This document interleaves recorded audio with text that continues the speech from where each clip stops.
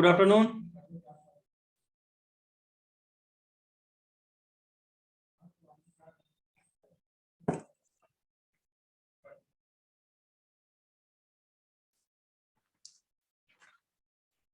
ठीक है, आज यूनिट 8 का क्वेश्चन पूछना था आप लोगों से। तैयार करके आए कि नहीं आए?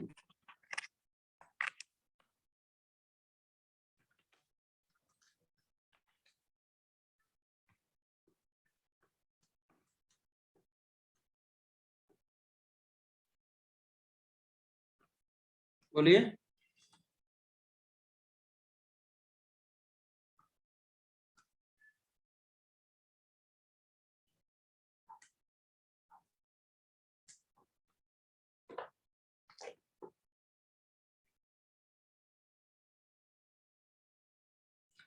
पहला क्वेश्चन है, एक होता है कॉन्टेजियस डिजीज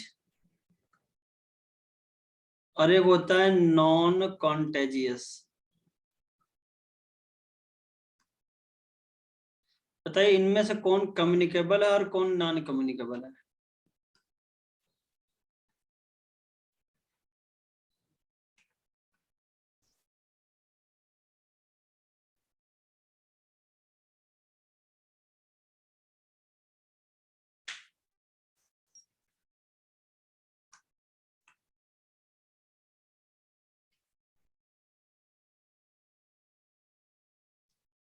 आवाज आ रही है कि नहीं आ रही है?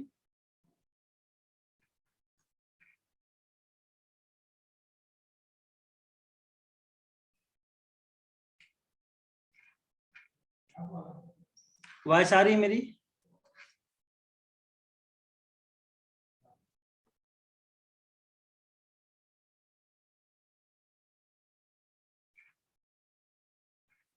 गुड इवनिंग प्रत्युष, वॉइस आ रही है मेरी? Yes sir. ठीक है, चलिए क्वेश्चन है आप लोगों के लिए। एक है कॉन्टेजियस, एक है नॉन कॉन्टेजियस। इनमें कौन कम्युनिकेबल होगा, कौन नॉन कम्युनिकेबल होगा?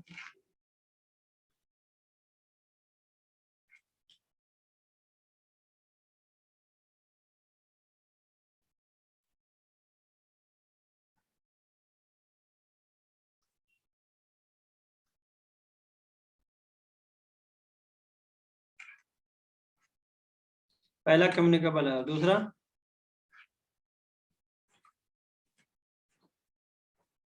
दूसरा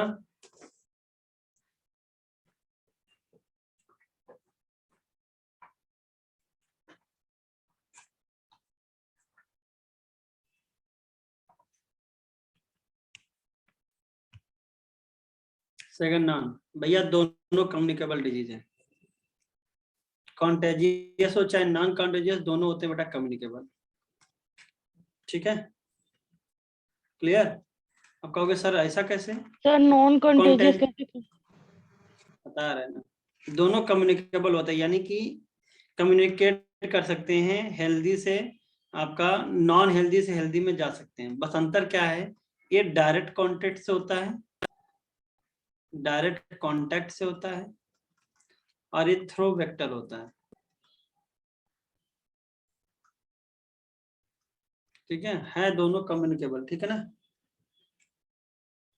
या कॉजिंग एजेंट।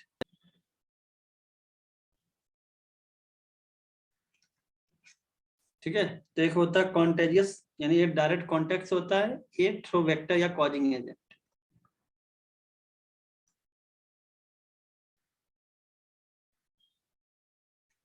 एक कम्युनिकेबल की कैटेगरी में आता है। और जो नॉन कम्युनिकेबल होता है बेटा, वो आपका होता है नॉन इन्फेक्शियस भी बोलते हैं इसको।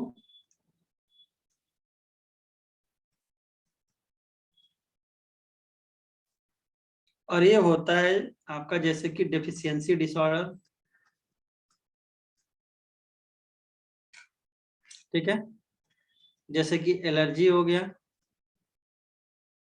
जैसे कि डायबिटीज हो गया, डिजेनरेटिव डिसऑर्डर, एडिक्शन, ये सब किस में आएंगे आपके? नॉन इन्फेक्शियस या नॉन कम्युनिकेबल में आएंगे। कैंसर कैसा होगा? Non communicable. जो भी मेंटल डिसऑर्डर होंगे एक ही पर्सन को रहेगा, दूसरे को नहीं जाएगा। ठीक है, तो डिजीज दो प्रकार के होते हैं, एक कम्युनिकेबल, दूसरा नाम होता है इन्फेक्शियस। और एक होता है नॉन कम्युनिकेबल, दूसरा नाम होता है नॉन इन्फेक्शियस। ठीक है, अब कम्युनिकेबल की कैटेगरी में आपके कॉन्टेजियस एंड नॉन कॉन्टेजियस होता है, यानी डायरेक्ट कॉन्टेक्ट या इनडायरेक्ट नॉन इन्फेक्शियस। और ये दोनों किस कैटेगरी में आते हैं पता है आपको? एक्वायर्ड में कि कंजेनाइटल में? एक्वायर्ड की कंजेनाइटल?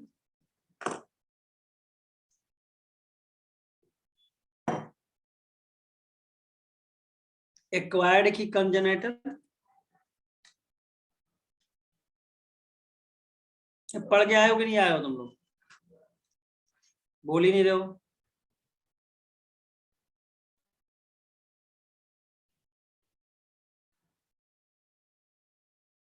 बोलो भैया।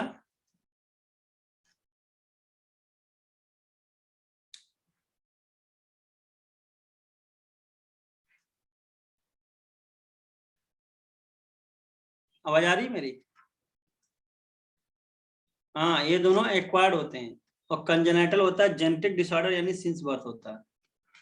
तो अगर मैं ब्रॉड कैटेगरी बनाऊं डिजीज की, ह्यूमन डिजीज की,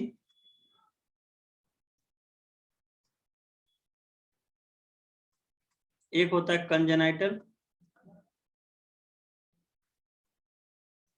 और एक होता है एक्वायर्ड।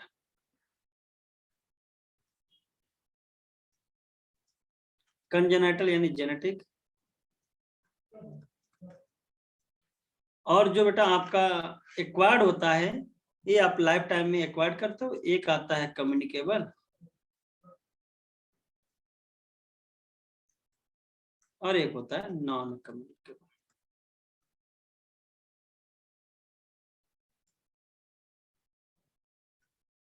ठीक है, चलो नेक्स्ट क्वेश्चन है आपके लिए। बीमारी होने के मेथड में इसमें कौन कौन सा हो सकता है? एक तो जेनेटिक डिसऑर्डर होता है, एक इन्फेक्शस होता है और एक होता है लाइफस्टाइल। इनमें से कौन कौन से फैक्टर होंगे जो बीमारी कर सकते हैं?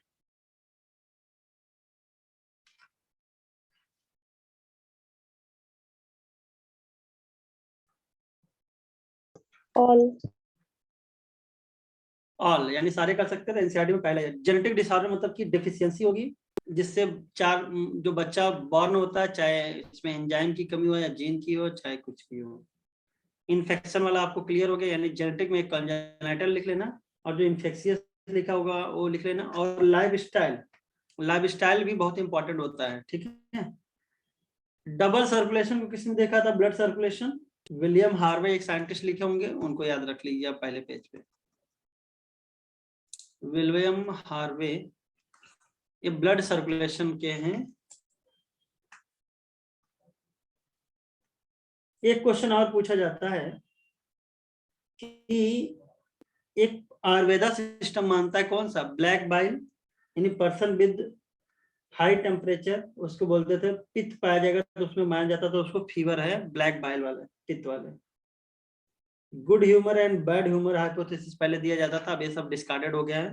तो पहले पे से खाली क्वेश्चन ये बनेगा कि health could be affected by three method: genetic disorder, infectious and lifestyle. Health के टर्म में आपको पता ही होगा WHO के अकॉर्डिंग हेल्थ क्या होता है? Complete wellbeing, physical, mental, social, all aspect. ठीक है, जरा बताइए हेल्दी रहने के लिए आपको करना क्या? सब देखो कहानी है खाली। क्या आपको एक्सरसाइज करना चाहिए? यस। योगा करना चाहिए? यस। हाइजीन का ख्याल रखना चाहिए? यस। एक होता है हाइजीन और एक होता है पर्सनल हाइजीन। इन दोनों में अंतर क्या बताइए कोई? बोलो। एक होता है हाइजीन और एक होता है पर्सनल हाइजीन, अंतर क्या है?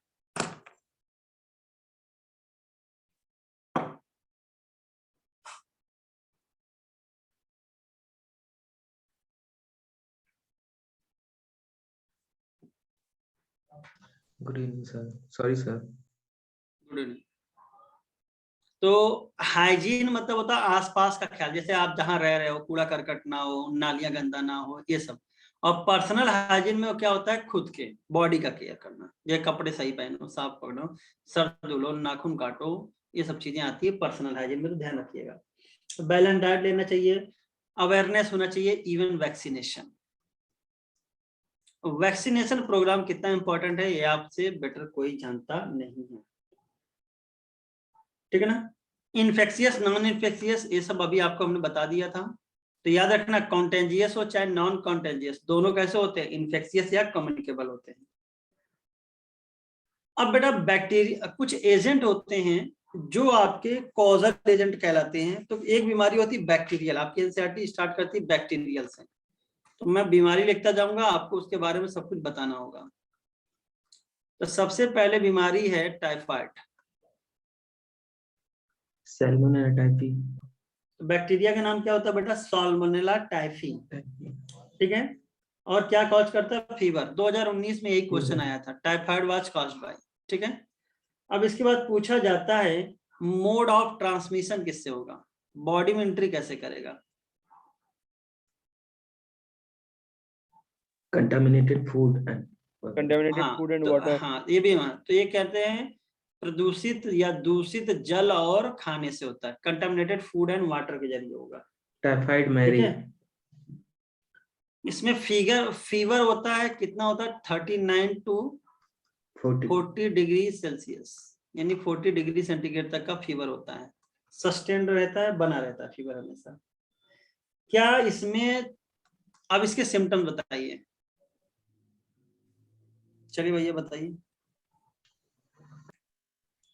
देख के नहीं बताना, पढ़, तुम लोग कहे थे यार पढ़ के आएंगे सर, पूछिएगा।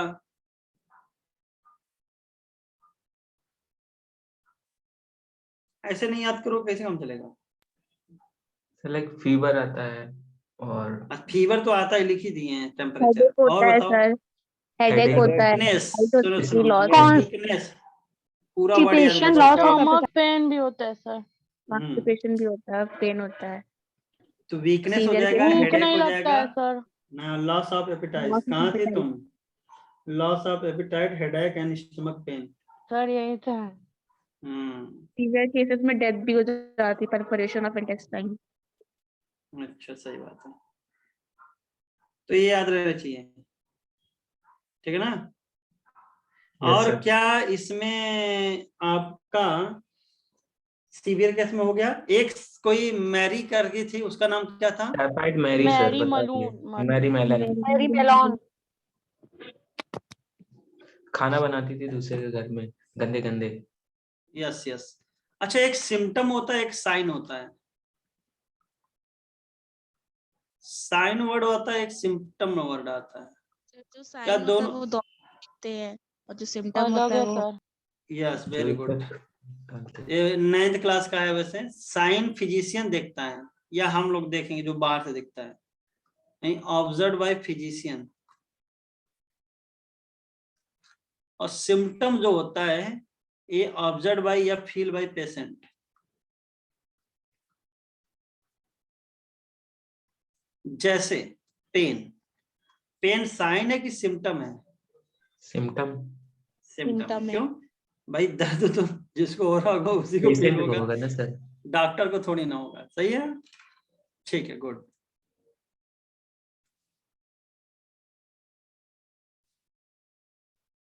कितने, कौन सा टेस्ट किया जाता है, Widal test. Widal test. Widal test. Jairam ji खत्म हो गया तुम्हारा, ठीक है।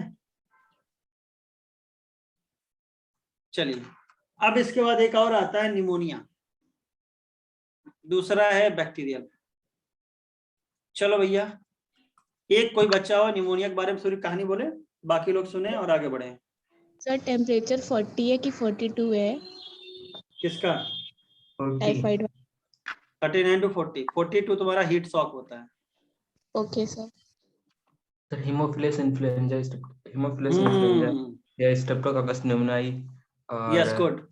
इसमें बस। चिल होता है, हेडेक होता है, खांसी आती है, और ये 3 सिम्टम्स है इनके। हाँ, नेल्स जो होते हैं, हाँ, सीवियर केस में क्या हो जाते हैं, finger and nails greyish to bluish हो जाते हैं, ग्लेज ब्लू कलर के हो जाते हैं। हो जाते हैं। ड्रॉपलेट इन्फेक्शन फैलता है थ्रू ड्रॉपलेट इन्फेक्शन। और दोनों बैक्टीरिया होते हैं ये। और इसके अलावा सर ये रेस्पिरेटरी पैसेज को इफेक्ट नहीं करता है, लंग्स और एल्वियोलाई को करता है। हाँ, मतलब कि लोअर रेस्पिरेटरी ट्रैक्ट को अफेक्ट करता है। और याद कर लेना, हीमोफिलस इन्फ्लुएंजा दिया है, बैक्टीरिया होता है, इन्फ्लुएंजा नहीं कॉज करता है, इन्फ्लुएंजा वायरल इन्फेक्शन होता है। तो सबसे बड़ा अंतर ये आता है, ये होता है लोअर रेस्पिरेटरी ट्रैक्ट को इफेक्ट करेगा। लोअर में कौन आते हैं? Lungs, alveoli. और यहाँ पे बताइए, रेस्पिरेटरी सरफेस एरिया घटता है कि बढ़ जाता है? घट जाते हैं सर। घट जाता है। डिक्रीजेस। कैसे होता है? क्योंकि लंग्स, एल्वियोलाई में क्या भर जाता है? फ्लूइड। पानी। और पानी भर गया तो हवा नहीं पहुंचेगा, इसलिए रेस्पिरेटरी सरफेस एरिया घट जाता है। इसके बाद बेटा याद होना चाहिए कि आपका साथ ही साथ चिल आएगा, ठंडी आएगी, बुखार रहेगा, ठीक है, कफ रहेगा, सर दर्द रहेगा, यानी chilling, coughing, headache and fever. और सीवियर कंडीशन में जो लिप्स और नेल्स होते हैं वो ग्रे टू ब्लूइश कलर हो जाएंगे। रेस्पिरेटरी सरफेस एरिया यहाँ पे भी घटा। एक बीमारी और थी जिसमें रेस्पिरेटरी सरफेस एरिया घटता था, उसका नाम था एम्फाइसीमा। एम्फाइसीमा। Cigarette smoking. लेकिन ये सिगरेट स्मोकिंग से होता था ना। Yes sir. और ये भी याद करना कि यहाँ पे लंग्स, एल्वियोलाई के जो वाल होते थे टूट जाते थे, डिस्ट्रक्शन ऑफ एल्वियोलर वाल, तब यहाँ पे घटता था रेस्पिरेटरी सरफेस एरिया डिक्रीजेस। लेकिन यहाँ पे फ्लूइड भर जाता था, तब घटता था रेस्पिरेटरी सरफेस एरिया। इतनी बातें क्लियर हो गई होंगी मुझे लग रहा है। Yes sir. आगे की बात करते हैं। तो अब जरा एक बात बताओ, कभी कभी पूछ लिया जाता है कॉमन कोल्ड और निमोनिया में difference. Sir common cold respiratory passage को करता है और निमोनिया में पूरा बताइए, लोअर कॉमन कोल्ड और निमोनिया में डिफरेंस। सर बैक्टीरिया, ये वायरल डिजीज है, वो बैक्टीरियल डिजीज है। और निमोनिया बैक्टीरियल यस, डिजीज एक तो बैक्टीरियल हो गया, ये हो गया वायरल। वायरस का नाम होता है राइनो वायरस। Rhino virus. ठीक है, ये लोअर रेस्पिरेटरी ट्रैक्ट को, ये अपर। सर और ये कुछ दिन के लिए रहता है वो। यस, ये थोड़ा सा फैटेलिटी है इसकी, ये नॉर्मल है, ये 3 to 7 डेज में अपना आप खत्म हो जाए, चाहे दवा लो चाहे ना लो। लेकिन होने का मोड ऑफ इन्फेक्शन दोनों का क्या बराबर है, क्योंकि रेस्पिरेटरी ट्रैक्ट में आना है तो ड्रॉपलेट इन्फेक्शन होते हैं। और माना जाता है मोस्ट कम्युनिकेबल डिजीज कौन सा होता है? Common cold. Common cold. ठीक है, क्यों? क्योंकि कोई ऐसा मेथड नहीं बचता जिसके जरिए चला ना जाए। क्योंकि ड्रॉपलेट इन्फेक्शन यानी कि एयर के थ्रू जो इन्फेक्शन होता है, एयर के थ्रू, वो सबसे खतरनाक होता है। ठीक है, और कहीं वो वायरस हो तो और खतरनाक हो जाता है, जैसे कि इस समय नाउ डेज कौन है? Corona virus.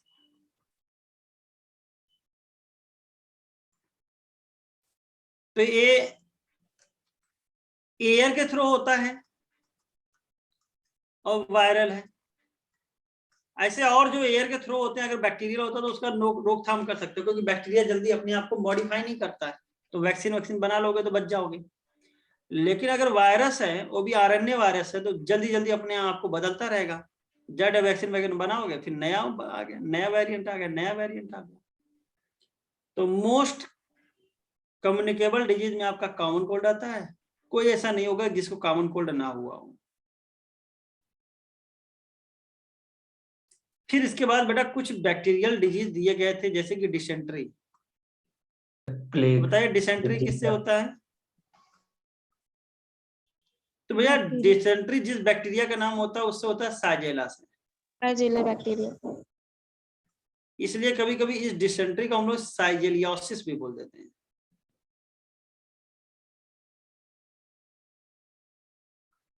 तो जरा बताइए, क्या ये जो डिसेंट्री है सिर्फ बैक्टीरिया से होता है कि प्रोटोजोन से भी हो सकता है?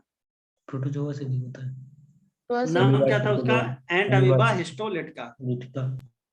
तो दोनों याद रखना चाहिए भैया कि डिसेंट्री में भी कॉज बाय बैक्टीरिया, बैक्टीरिया का नाम है साइजेला, या तो हो सकता है प्रोटोजोन एंड अमीबा हिस्टोलेटा से कॉज कर सकते हैं। अब आता है प्लेग। प्लेग भी कैसा भैया? बैक्टीरियल है। कॉजिंग एजेंट का नाम बताओ। Yersinia pestis। यस, एर्सिनिया पेस्टिस, या इसका दूसरा नाम था पास्चुरेला पेस्टिस। प्लेग किसके जरिए फैलता था? रैट। Rat Rat. के साइड तो रैट के ऊपर एक पैरासाइट था जिसका नाम था जिनोप्सिला, जिसको रेड फ्लिया बोलते हैं। और इस पैरासाइट का पैरासाइट था यर्सीनिया पेस्टिस। Hyper parasite. तो इसीलिए हम लोग इसको क्या बोल देते हैं? Hyper parasite. क्या बोल देते भाई? Hyper parasite. तो प्लेग किससे होता है जरा बताओ?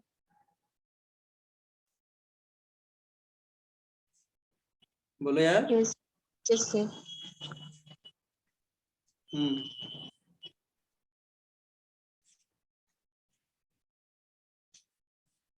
चलो अब दूसरा आ जाओ। बीमारी प्लेग का याद करके जल्दी बताओ। प्लेग किससे होता है? कॉजिंग एजेंट नाम बताओ। Yersinia pestis. Yersinia pestis. ये पैरासाइट है कि हाइपर पैरासाइट है? पैरासाइट है। पैरासाइट है। किस पे? Hyper parasite. रेड फ्लिया का, रेड का पैरासाइट क्या होता था? जिनोप्सिला। और पैरासाइट का पैरासाइट होता है तो उसको क्या बोलते हैं बेटा? Hyper parasite. याद रखिएगा।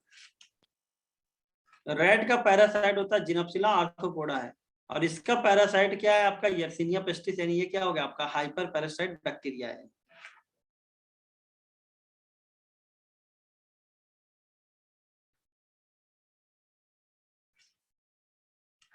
चलिए नेक्स्ट आता है आपका डिप्थीरिया। नाम बताइए कॉजिंग एजेंट का। Coryne bacteria diphtheria. Corynebacterium. Yes, corynebacterium. Whooping कप काली खांसी इसी कहते हैं। हाँ, वो पर्ट्यूसिस होता है, ये नहीं होता है। डिप्टेरिया होता है आपका गलघोटू, और जो हुपिंग कप बता रहे हो दिस इज पर्ट्यूसिस। ये होता है हुपिंग कफ। ठीक है, ये होता है काली खांसी या कुकुर खांसी बोलते हैं, कुत्ते की तरह खांसी आती है। और ये डिप्थीरिया है, एक गलघोटू है।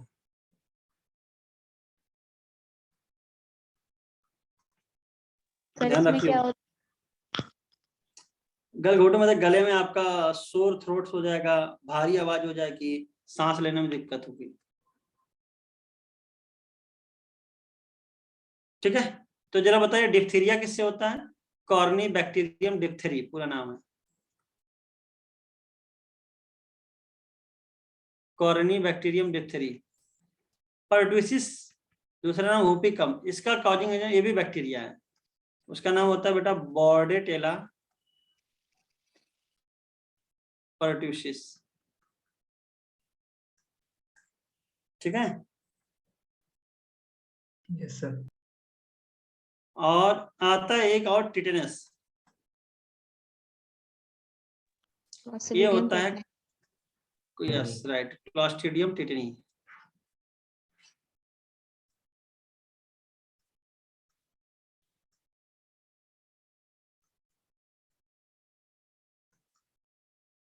ठीक है, इसीलिए कहते हैं इनसे बचने के लिए, इन तीनों बीमारी से बचने के लिए एक वैक्सीन यूज किया जाता है। उसका नाम होता है डीपीटी। तो डीपीटी वैक्सीन लगा लो, इन तीनों बीमारी से बच जाओ। तो भैया तीनों एक साथ याद कर लेना डीपीटी से। टिटनेस का दूसरा नाम होता है बेटा लॉकजा। और ये जो टिटैनी है ना, इससे कंफ्यूज मत करना, ये दूसरा है। ये डिफिशियंसी डिसऑर्डर होता है किसका? कैल्शियम आयन की कमी हो जाती है। कैल्शियम आयन का सर। ठीक है, ध्यान रखना, ये और इसमें अंतर है। बोलो, कुछ पूछ रहे थे? सर यही था, यही पूछ। एक बार सारे बैक्टीरिया बोलो, आगे बढ़े, बहुत धीरे चल रहे हम लोग, अब तक खत्म हो जाना चाहिए था ह्यूमन हेल्थ। पढ़ के आए नहीं तुम लोग, दिल दुखा है हमारा। भैया ऐसे रिवाइज करा जाएगा, धीरे धीरे भूल जाओगे चीजें, बोलना भूला बहुत ज्यादा जल्दी है तो बायो पता ही भी होगा। Yes sir. तो हम सोच रहे हैं एक लोग कोई आप में से बोल दे पूरा बैक्टीरियल जो अभी अभी बताया हमने, आगे बढ़ जाए हम। तो थोड़ा सा एक दो वर्ड हम लिखवा दें हल्का फुल्का, जो थोड़ा सा हमको लगता है कि क्वेश्चन बन सकता है। सर नाम नहीं याद है इन लोग का जो आप लिखवाए हैं, वैसे तो बता एनसीईआरटी में जो है वो बता सकते हैं। एनसीईआरटी में तो भाई डीपीटी डिप्थीरिया दिया हुआ है। Yes sir. सर लेकिन चलो ये कोई बात नाम नहीं, एक दो सर लेकिन इतना सारा डिप्थीरिया, जो आप लिखवाए हैं ये सब ये नहीं नहीं है दिया। सर, ये सर, पहली आप बार हाँ हम कोई सुन बात, रहे हैं। हाँ नहीं लिखा है लेकिन आता है, ये सब है नाम। यस तो सर। इतना ये डीपीटी वाला तो याद ही कर लेना, बहुत ज्यादा नहीं बता रहे अभी, तो और भी है। टीबी के भी, टीबी किससे होता है? ट्यूबरकुलोसिस, सर क्लोसिस ठीक है। बैक्टीरियोलॉजी। कोलाई। और एक बार टीबी का टेस्ट पूछा था भैया, आ चुका है। टीबी के लिए जो टेस्ट करते थे उस टेस्ट का नाम होता है मेंटॉक्स टेस्ट,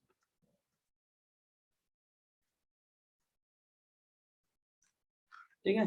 तो डीपीटी याद कर लीजिएगा, टीबी का टेस्ट याद कर लीजिएगा। और अच्छा, एंथ्रेक्स किससे होता है? ये भी बैक्टीरिया से होता है। एंथ्रेक्स हाँ। बैक्टीरिया। हाँ, क्लियर है। और Yes, गोनेरिया sir. किससे होता है? नेजेरिया गोनोरिया से। ये भी बैक्टीरियल होता है। Yes sir. चलिए अब वायरस के आते हैं। वायरल में सबसे पहले तो तुम्हारा कौन होगा? Common cold. राइनोबैक्टीरिया, वो वायरस। राइनोवायरस। अच्छा, पोलियो कैसे होता है जरा बताओ। Sir viral disease. पॉलीमिसिटीज वायरस। पोलियो माइलेटिस, पाइलोमाइसिटिस, ठीक है। तो पोलियो भी कैसा हो गया? वायरल डिजीज होगा, याद रखिएगा, ठीक है। पैथोजन इसका होता है इंटेरो वायरस या पोलियो वायरस। पूरा नाम होता है इसको पोलियो माइलाइटिस,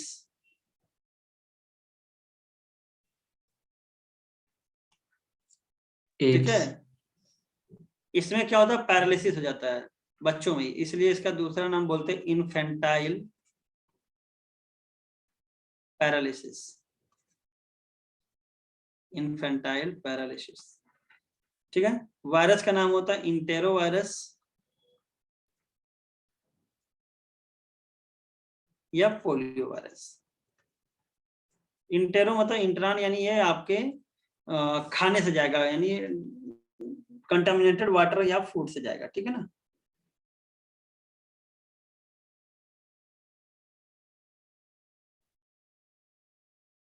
तो यानी ये कौन सा सिस्टम से गुजरेगा? आपका डाइजेस्टिव ट्रैक्ट, यानी इंटेरो से समझ लेना। इंट्रान मतलब आपका एलिमेंट्री कैनाल होता है।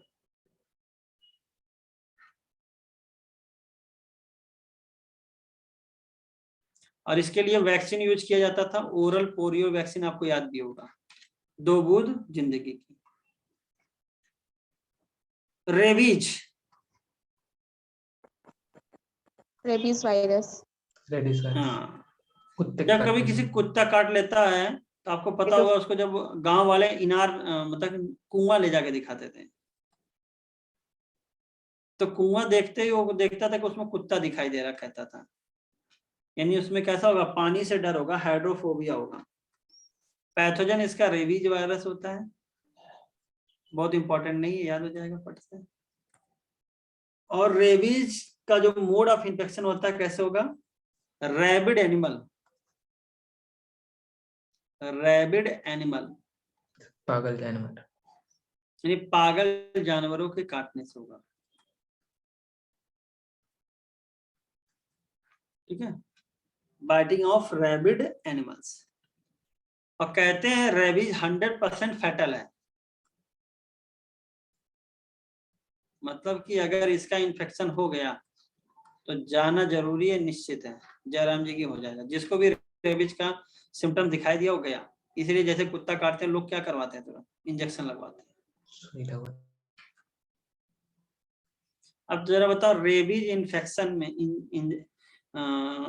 जब रेबीज का इन्फेक्शन हो गया या कोई रैबिड एनिमल ने बाइट किया है, तो जो वैक्सीन लगाई जा रही, जो दवा लगाई जा रही है, वो कैसी इम्यूनिटी प्रोवाइड करेगा, पैसिव की एक्टिव?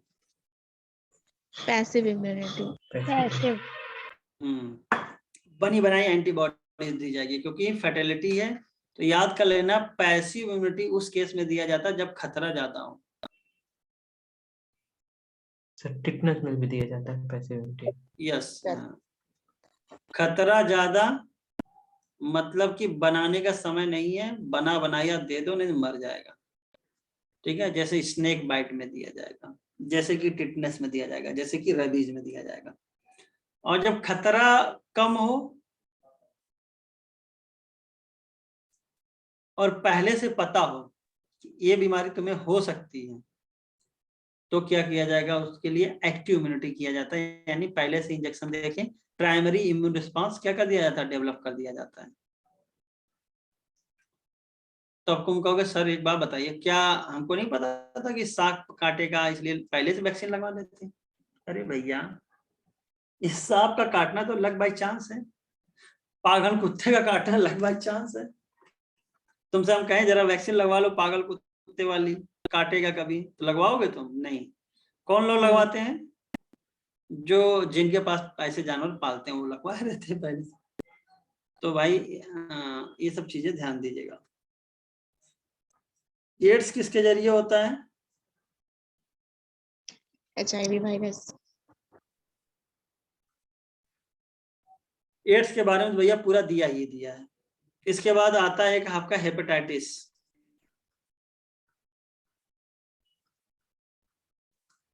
ठीक है, और हेपेटाइटिस में आपको बेटा याद होना चाहिए हेपेटाइटिस बी वायरस। वैसे हेपेटाइटिस आपके कई प्रकार के होते हैं, A B C D E 5 होते हैं आपके। ए बी होता है, बी होता है, सी होता है, डी होता है, ई होता है। और तुमको पता है हेपेटाइटिस बी आपका डीएनए होता है, बाकी सब वायरस कैसे होते हैं, आरएनए वायरस होते हैं।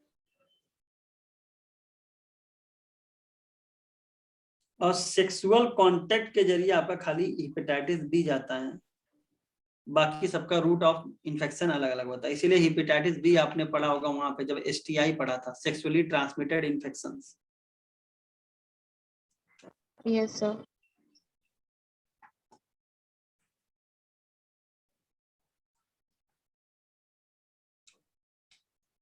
चिकनगुनिया किसके जरिए होता है? Chikungunya virus. यस, ये भी चिकनगुनिया वायरस से होता है। ठीक है, और इसके लिए वेक्टर एक ही होता है, उसका नाम होता है Aedes. Aedes mosquito. Yes sir. इसके खिलाफ अभी कोई वैक्सीन नहीं बना है। इसके बाद आपका आता है डेंगू फीवर।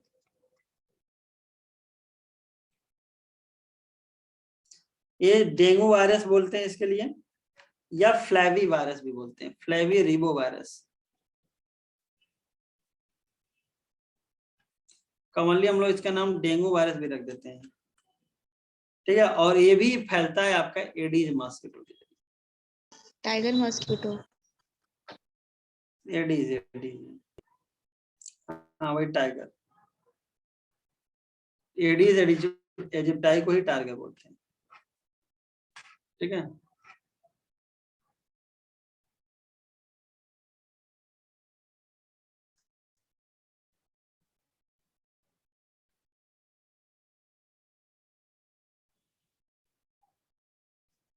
अब जरा एक बात बताइए, एडीज के जरिए 2 हो गए बीमारी, और जरा बताइए डेंगू में जो होता है यहाँ पे किसकी कमी हो जाती है?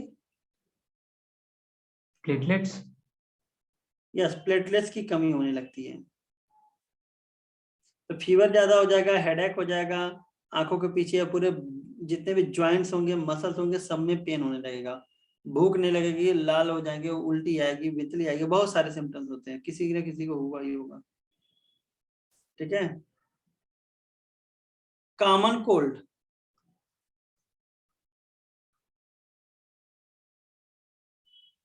कॉमन कोल्ड का दूसरा नाम हम लोग बोल देते हैं राइनाइटिस, और इसका वायरस कौन होता है, राइनो वायरस।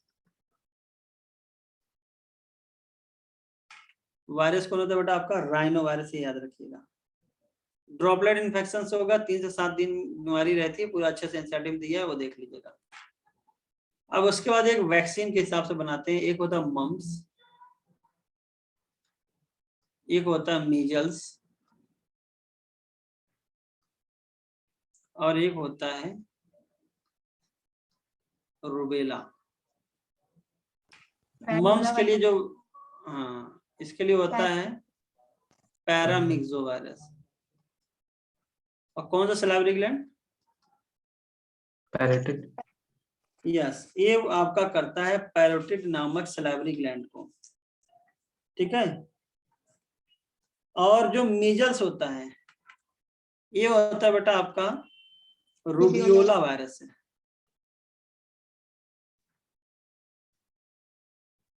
और रूबेला है तो इसका नाम ही से बनते हैं रूबेला वायरस, ठीक है। तो मम्स, मीजल और रूबेला ये वायरल डिजीज होते हैं। एक्चुअली इसका नाम बताने के पीछे का एक टेक्निक था कि इसके लिए खिलाफ भी एक वैक्सीन बनते है जिसका नाम होता है MMR वैक्सीन। एक वैक्सीन हुआ आपका MMR, एक हो गया DPT। दो वैक्सीन भी बता दिया, बीमारी भी और वायरस। इसके बाद आता है small pox and chicken pox.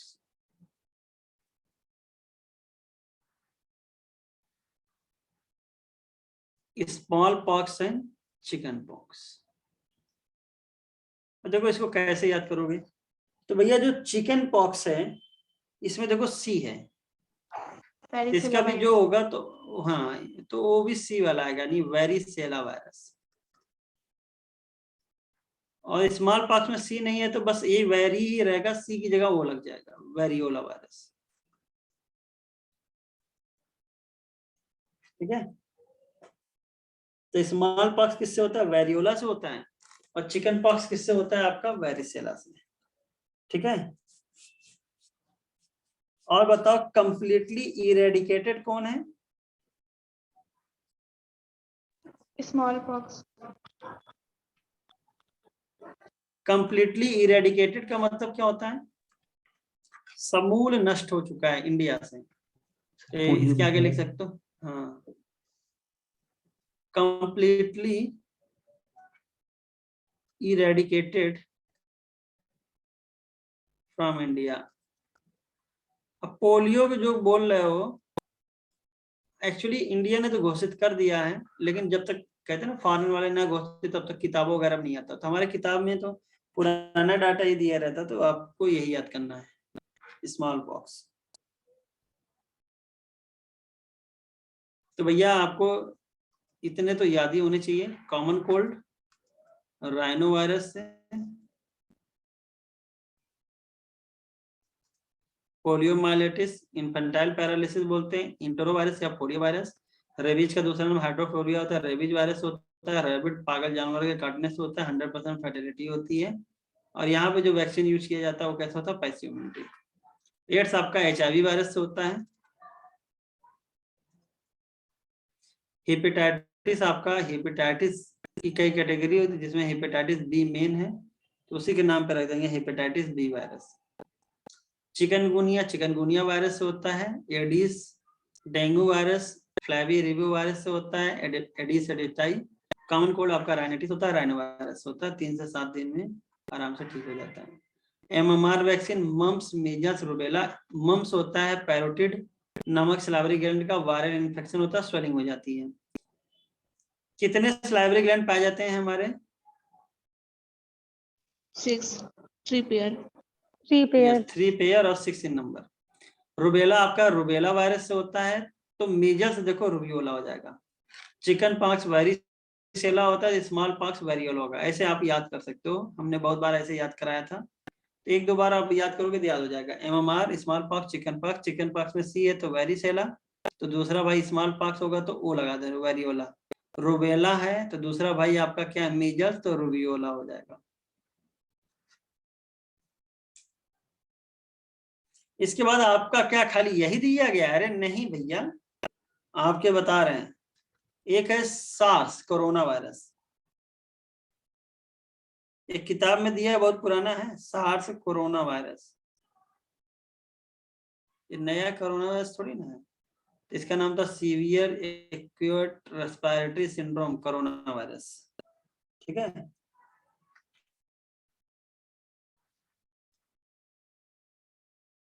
ये मत सोचना कि आपका नया आया हुआ है, और इसको सार्स को डायग्नोस किया जाता था पीसीआर से, और इस समय देखो पीसीआर किया भी जाता है।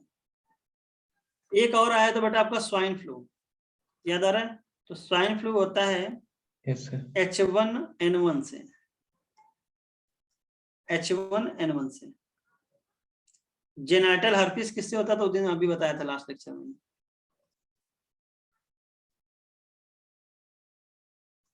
बोलो यार।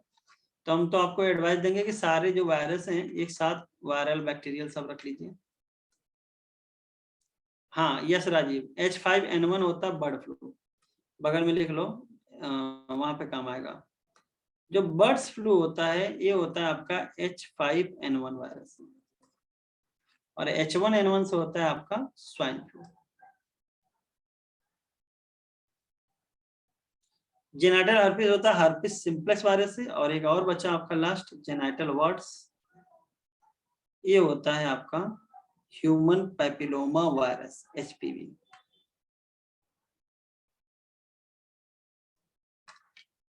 ठीक है, इतना तो याद है होना चाहिए आपको। फिर आता है प्रोटोजोन।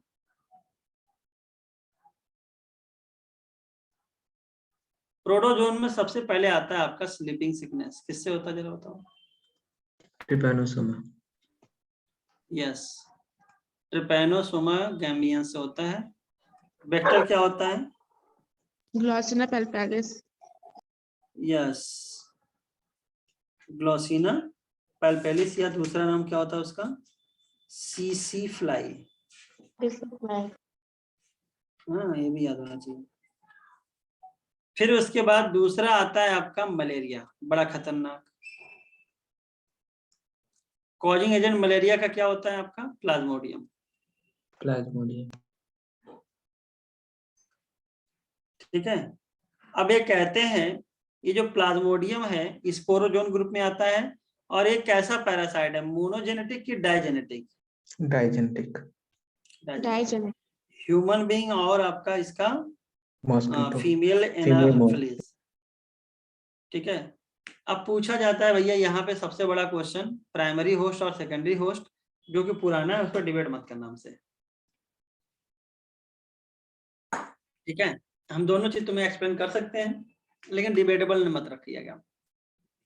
असल बात, अब इसमें ह्यूमन हो गया और फीमेल एनाफिलिस, पहले के टर्म डेफिनेशन में माना जाता था, या बहुत पुरानी किताबें वगैरह या किताबें पढ़ोगे तो वहां पे लिखेगा कि फीमेल एनाफिलिस प्राइमरी होस्ट होती है, अब मैन आपका सेकेंडरी होस्ट होता है, क्योंकि सेक्सुअल साइकिल किसमें पाई जाती है? फीमेल में।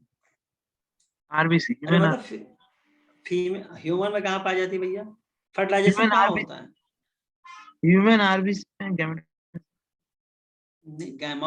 गैमेट बनने से मतलब थोड़ी ना होता है, गैमेट तो आपका एसेक्सुअल में भी बनता है भैया। जब तक फर्टिलाइजेशन नहीं होगा तब तक तुम सेक्सुअल फेज नहीं माने जा सकते हो। तो जरा बताए फर्टिलाइजेशन कहाँ होता है? मॉस्किटो में होता है ना सर? मॉस्किटो। हाँ मॉस्किटो में होता है, इसलिए हाँ फर्टिलाइजेशन मॉस्किटो में होता है, इसलिए मॉस्किटो को हम लोग क्या मान लेते हैं? प्राइमरी होस्ट, और मैन क्या हो जाता है? Secondary host. लेकिन फिर बाद में कुछ साइंटिस्टों का तर्क ये आया कि भैया इसमें मॉस्किटो और ह्यूमन में ह्यूमन क्या बड़ा है, हायर ऑर्डर का है, इसलिए हमको किसको मानना चाहिए प्राइमरी होस्ट? ह्यूमन को। ठीक है, तो अब इस पे लेके लड़ाई मत करना कि सर कौन प्राइमरी होगा। हाँ? पूछा नहीं। अब जरा बताइए, मलेरिया जो एंट्री मारता है, तो एक एंट्री मारता है ह्यूमन में, एक एंट्री मारता है आपका एनाफिलीज में, फीमेल एनाफिलीज में।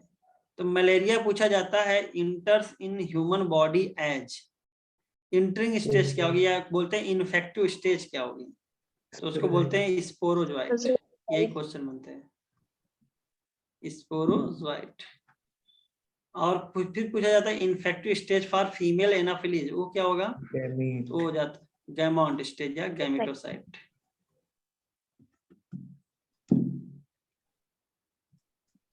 अब जरा बताइए स्पोरोजोइट एंट्री पर, हाँ मेरोजोइट्स। मीरोजोइट, स्पोरोजोइट जब धीरे धीरे धीरे छोटे छोटे स्पोर नुमा टुकड़े में बनते हैं उसको बोलते हैं मीरोजोइट्स, क्रिप्टोमीरोजोइट्स। ठीक है, ये लीवर में पाया जाता है आपका। मीरोजोइट्स एंड क्रिप्टोमीरोजोइट्स लीवर में पाए जाते हैं।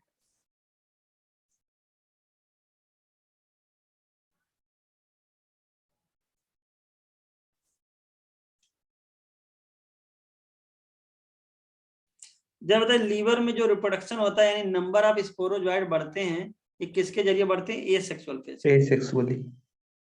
हाँ, और जो गैमेटोसाइड यानी गैमाट स्टेज होता है ये डेवलप होता है आरबीसी में। और बताओ जब मच्छर खाता है, हाँ मच्छर जब पीता है खून तो आरबीसी के जरिए जरिए क्या आ जाता होगा? गैमाट स्टेज भी चला जाता होगा, जो जाके उसके डाइजेस्टिव, पहले डाइजेस्टिव वाले गट कैविटी में, वहां फर्टिलाइजेशन होता है। फर्टिलाइजेशन के बाद उसमें जो जायगोट बनेगा उसमें फ्लैजेला नुमा स्ट्रक्चर बनेगा और वो ट्रेवल करके कहाँ चला जाएगा? सिलाइवरी ग्लैंड में, और स्टोर होगा as a sporozoite.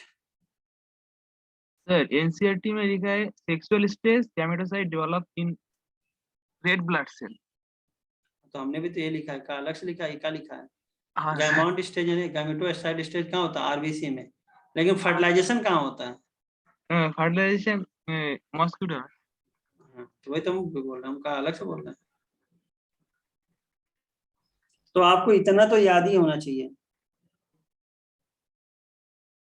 Sir screen नहीं आ रहा है। तो जरा बताओ फर्टिलाइजेशन कहाँ होगा? Female mosquito. हाथ लिखो कहाँ होगा, तुम तो सलाइवरी ग्लैंड भी बोल रहे हो। नहीं, गट गट में में होगा। गट में सर, वहाँ पर डाइजेस्ट नहीं हो जाएगा वो। मॉस्किटो स्टमक में होगा। हाँ हाँ, very good very good, mosquitoes stomach. अब जरा बताओ क्या इसके बाद जो जायगोट बनेगा वो मोटाइल होता है कि नॉन मोटाइल होता है? मोटाइल होता है। हाँ, ये पॉइंट याद होना चाहिए। जो जायगोट बनेगा गट में वो आपका स्टमक में से अब कहाँ जाना होगा? उसको सलाइवरी ग्लैंड में। सलाइवरी वो ग्लैंड। कैसा? वो मोटाइल होता है। और बेटा अगर चाहो तो याद करना चाहो तो याद कर सकते हो, उसके जो मोटाइल जायगोट को हम लोग बोलते हैं ऊकाइनेट। चाहो तो याद कर लो, मोटाइल जायगोट। चलो एक तुमको दिमाग में आइडिया फिट करते हैं। चलो यहाँ से घुसते हैं। स्पोरोजोइट घुस गया कहाँ पे? ह्यूमन बॉडी में।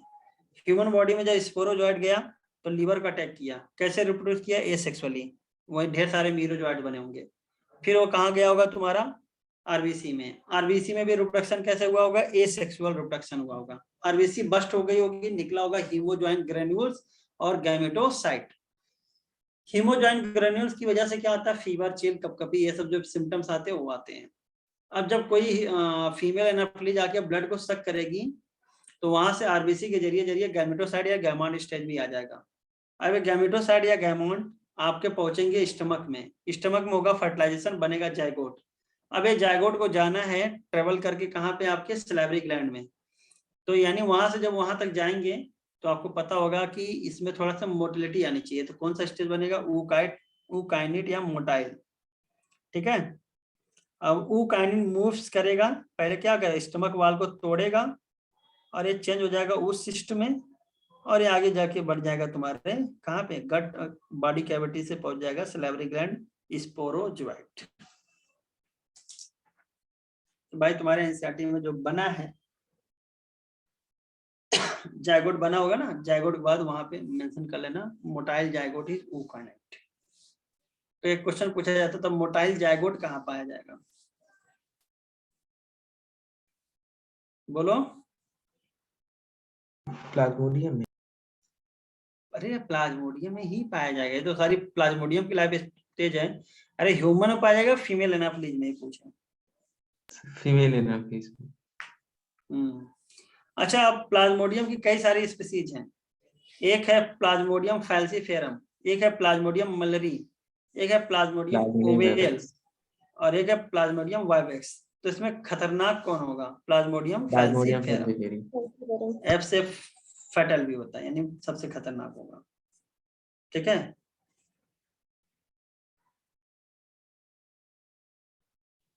अब ये ऐसा फिगर जो आता है ना, फीवर, ये घुमा फिरा के आता है, तो याद रख लीजिएगा जो प्लाज्मोडियम फाल्सिफेरम है हर 48 घंटे में फिगर रियकर होता है।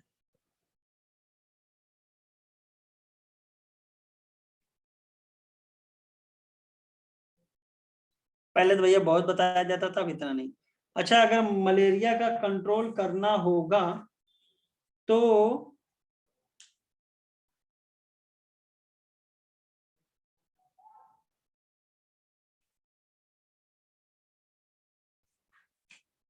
कोई बायोलॉजिकल एजेंट बताओ जो मलेरिया का कंट्रोल कर सकता है। सर मछली कोई। हाँ, क्योंकि भाई प्लाज्मोडियम के जरिए जो होना है। हाँ, अब प्लाज्मोडियम फैला गया किसके जरिए? Female Anopheles. मच्छर पनपने दो, ना रही मच्छर, ना पहुंची तुम्हारे पास। तो मच्छर का लार्वा खाने वाले एक फिश होते हैं जिसको बोलते थे गप्पी फिश या गंबूसिया।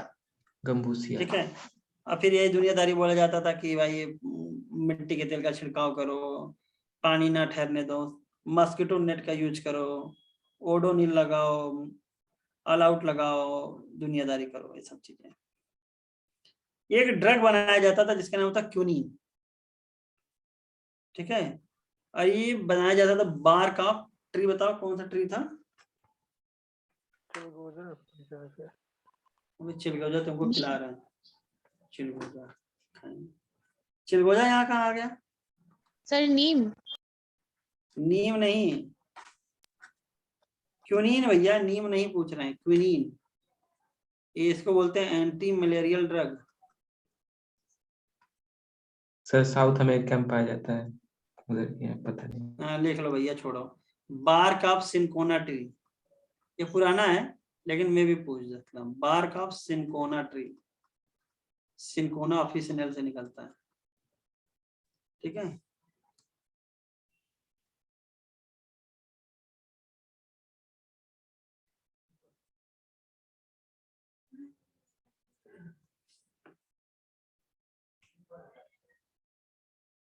और जो चिलगोजा बोले हो ना, चलो बोले हो तो चिलगोजा बताओ। बोल तो दिए चिलगोजा। क्या होता है चिलगोजा?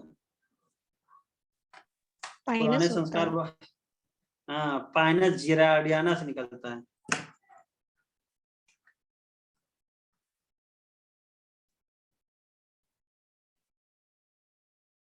बहुत महंगा बिकता है। अब तीसरी बीमारी है अमीबियासिस। किससे होता है बताओ? And amoeba history. और इसका नाम कौन सी डिसेंट्री बोलते हैं बेटा? Amoebic dysentery. House fly. और हाँ, हाउस फ्लाई इसका मैकेनिकल कैरियर होती है, वेक्टर नहीं होती है, मैकेनिकल कैरियर होती है। ठीक है। और बीमारी का नाम होता है, इसमें सिम्टम्स होते हैं कॉन्स्टिपेशन, एब्डोमिनल पेन, क्रैम्प्स, और इसमें जो स्टूल होगा, मलमूत्र जो होगा, उसमें म्यूकस और ब्लड क्लॉट होगा। सिर्फ ब्लड क्लॉट लार्ज इंटेस्टाइन पर इफेक्ट करेगा। अब इसके बाद आता है हेलमिंथिस। हेलमिंथिक में कौन आता है बेटा? एस्कैरिस। एस्कैरिस। हेलमिंथिक में सबसे पहले आता है आपका एस्कैरियासिस। एस्कैरिस तो नाम है, बीमारी क्या है? एस्कैरियासिस है। Yes. ये डिजीज है। कॉजिंग एजेंट इसका क्या है? राउंडवर्म या एस्कैरिस। अच्छा, एक बात बताओ, अगर तुम्हारे बॉडी में एस्कैरिस घुस जाए इंटेस्टाइनल पैसेज में, तो छोटा मोटा नहीं, अच्छा खासा बड़ा है, तो क्या इंटेस्टाइनल पैसेज को ब्लॉक कर देगा? Yes, sir.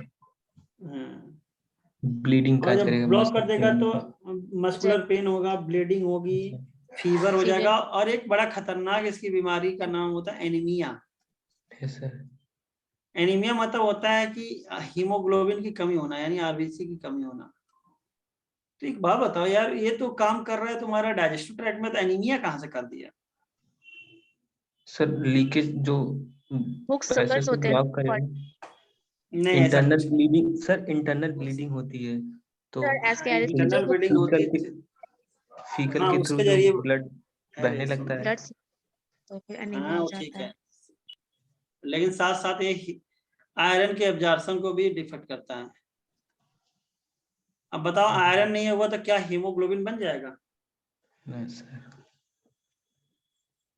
अब बताओ हीमोग्लोबिन में आयरन किस फॉर्म में पाया जाता है? Fe+2 Fe+2। Fe+2। और हर हीमोग्लोबिन से एक ऑक्सीजन जुड़ेगा मॉलिक्यूल। जरा बताइए एक हीमोग्लोबिन में कितने आयरन? 4 Fe+2, 4Fe+2 यानी 4 ऑक्सीजन के मॉलिक्यूल जोड़ेगा एक हीमोग्लोबिन। ठीक है भैया, याद रखना। अच्छा एक और है एलिफेंटियासिस।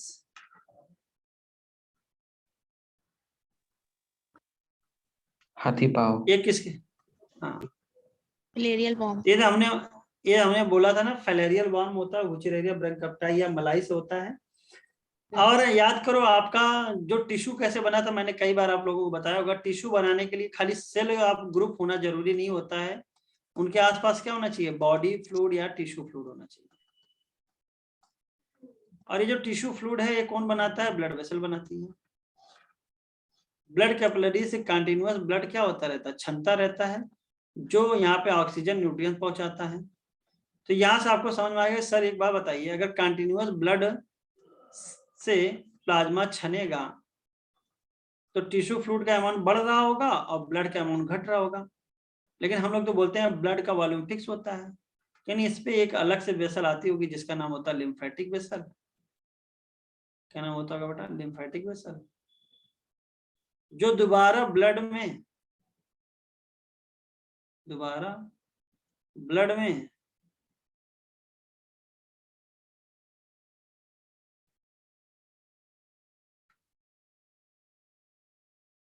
जो भी अमाउंट कम था उसको मेंटेन कर देता है।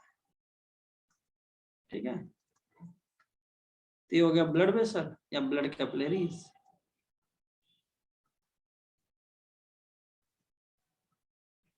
ये हो गया टिश्यू फ्लूइड। अच्छा टिश्यू फ्लूइड को दूसरा नाम क्या बोल सकते हैं बेटा? interstitial ECF। हाँ ठीक है, और क्या बोल सकते हैं? interstitial और क्या बोल सकते हैं?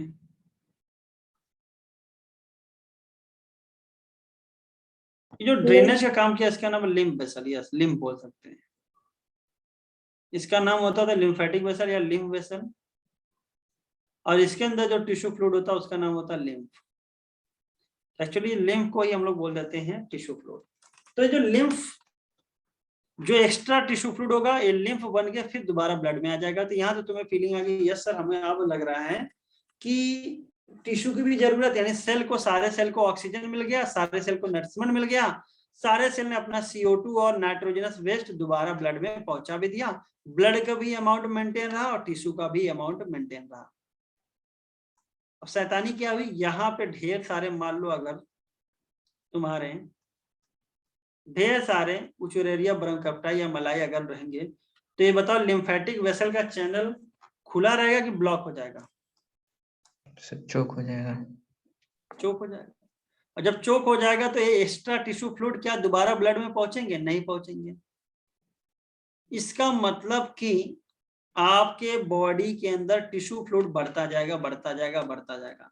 तो जरा बताइए ये अफेक्ट करता है lower lymphatic vessel, lower limb के, जो लोअर लिम्ब में लिम्फेटिक सिस्टम होता है उसको अफेक्ट करता है। तो हाथ नहीं, पैर आपके कैसे हो जाते हैं? हाथी जैसे।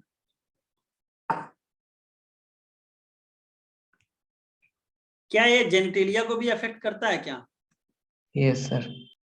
deformities हो जाते हैं genetics। तो भैया एलिफेंटियासिस याद रखिएगा, सर बड़ा फीमेल मेल खतरनाक दोनों हो होता है। सकता है। हाँ भैया, इसका क्या पहचानने गया क्या फीमेल की मेल को? तो ये देखो आपका पैर देखो इसका, यानी आपका टिश्यू फ्लूइड बढ़ गया। क्यों बढ़ गया? क्योंकि लिम्फेटिक सिस्टम क्या हो गया? ब्लॉक हो गया। तो मेल फीमेल दोनों होता है। ये देखिए ये नॉर्मल पैर है और ये आपका कैसा पैर हो गया? एलिफेंटियासिस वाला पैर। तो एक क्या एक दिन में ऐसा होता है कि धीरे धीरे होता है? सर क्रोनिक डिसऑर्डर है। Yes, this is chronic. Rajiv बीमारी है भैया, बीमारी में कहाँ मेंटेन रखोगे? सर स्टार्टिंग में सिम्टम क्या होंगे? स्टार्टिंग में धीरे धीरे तुम्हारे पैर फूलने लगते हैं, ठीक है, स्वेलिंग आएगी, तो पैर हमेशा सूजन दिखेगी, थोड़ा सा दर्द भी रहता है, तो डॉक्टर को दिखाया जाता है, तो डॉक्टर बता देता है कि क्या है।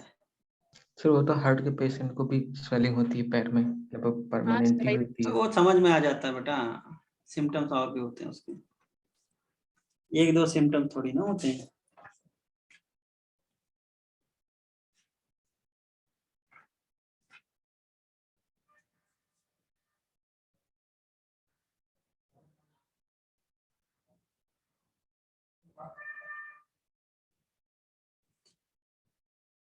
ट्रीटमेंट किया जाता है इसका, ऐसा नहीं है, लेकिन जब शुरू में अगर डिटेक्ट कर लिया जाए तो जल्दी कोई डिटेक्ट भी नहीं करता, सोचता स्वेलिंग आ गई, जैसे तुमने बोला हार्ट का डिजीज या ज्यादा थकने से भी स्वेलिंग होती है, तो वही सोच के लोग वही पड़े रहते हैं।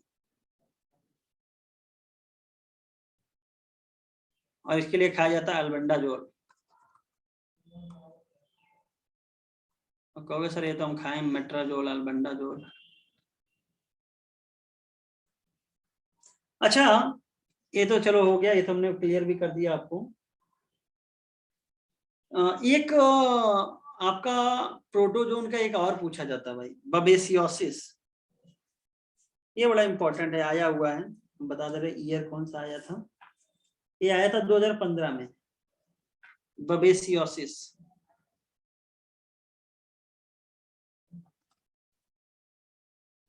ये 2015 में पूछा गया है, ये क्या है भाई?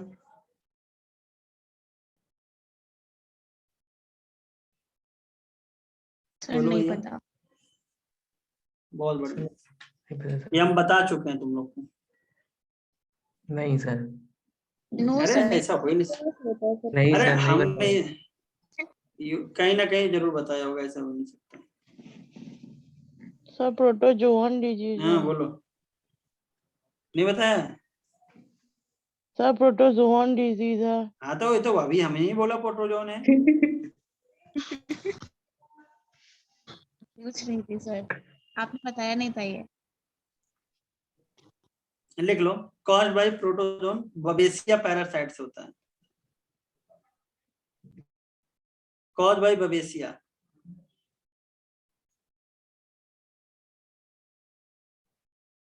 सर कैटल में होता है कि ह्यूमंस में होता है?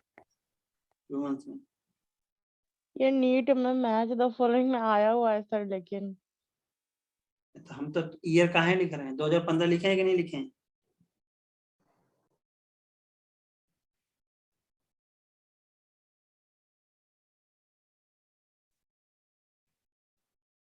ठीक है, ह्यूमंस में जो होगा बबेसियोसिस होता है, ठीक है, और ये आरबीसी को इफेक्ट करता है, बस इतना याद कर लो, बस काम खत्म। बबेसिया के जरिए होता है।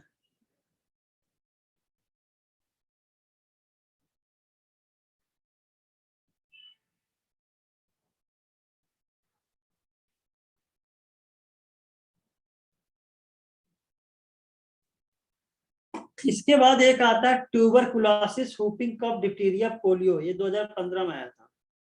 ये सब कैसे हैं आपके? बताओ, आज ही बताए, बैक्टीरियल है। और एक बार पूछा गया था मोटाइल जायगोट ऑफ प्लाज्मोडियम 2012 में।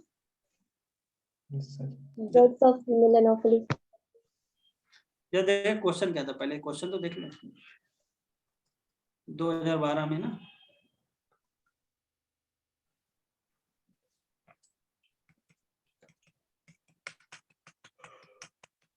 आप लोग पढ़ के नहीं आए हो, ये हमको बहुत बुरा लगा है। ह्यूमन हेल्थ एंड डिजीज पढ़ के आना चाहिए, हम पूछ नहीं पाए, खाली पढ़ाने में। सर टाइम नहीं मिल पा रहा था, टेस्ट भी चल रहे थे और अभी फिर टेस्ट आ रहा है, क्लासेस बहुत हो जाती है। लो, तुम लोग क्वेश्चन भी तो नहीं लगा रहे हो। लो क्वेश्चन नहीं लो, सर। ये चलो बताओ, which of the following disease caused by a protozoan 2015 का, चलो बताओ। मलेरिया, मलेरिया, ए ए, अभी आज ही बताया था। हैं? बोलो। Yes sir. Yes sir. Babesiosis. चलो आगे की बात करते हैं। हाँ, मोटाइल जायगोट वाला। Motile zygote of plasmodium occurs in. A gut of female एना प्लीज। ठीक है, तो देखो हमने आपका दोनों चीजें क्लियर कर दी। सर अगर क्वेश्चन में पूछा जाए ट्रैवल करता है तो सलाइवरी ग्लैंड हो जाएगा ना, मतलब कहाँ से कहाँ ट्रैवल करता है? गट से जाता है सलाइवरी ग्लैंड की तरफ।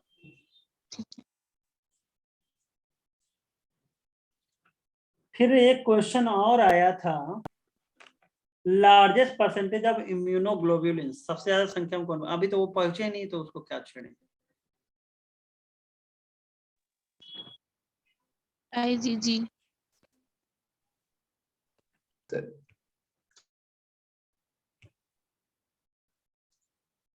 चलो ये क्वेश्चन अच्छा है, चलो इसको बताओ, बहुत पुराना है वैसे लेकिन तो हम लोग पैदा भी ना हुए हो सकता है। Botulism caused by Clostridium botulinum affect the D intestine. तो ये फूड पॉइजनिंग होता है एक्चुअली। तो जाहिर बात किसको एक्ट करेगा? आपका एलिमेंट्री कैनाल का जो पार्ट होगा उसको करेगा। हाँ, टाइफाइड फीवर इज कॉज्ड, देखो पहले बहुत खतरनाक आता तो वैसे याद होगा तुम्हें साल्मोनेला। डिप्थीरिया देखो बैक्टीरियल है आपका। Yes sir. और देखो ये भी आया था कंप्लीटली इरेडिकेटेड, फर्स्ट। कौन हो जाएगा आपका? Small small pox. पॉक्स। इसका क्वेश्चन लगा लोगे तो ज्यादा क्लियरिटी आ जाएगी। ठीक है, यस सर। चलो आगे बढ़ते हैं। अब इसके बाद आता है भैया आपका फंगल डिजीजेस में। कौन आता है? Fungal diseases. तो एक है MET। ये बेटा जेनरा है यानी जीनस है। एम फॉर क्या होगा? माइक्रोस्पोरम। ट्राइकोडर्माफाइटन, एपिडर्माफाइटन। Epidermophyton, trichophyton.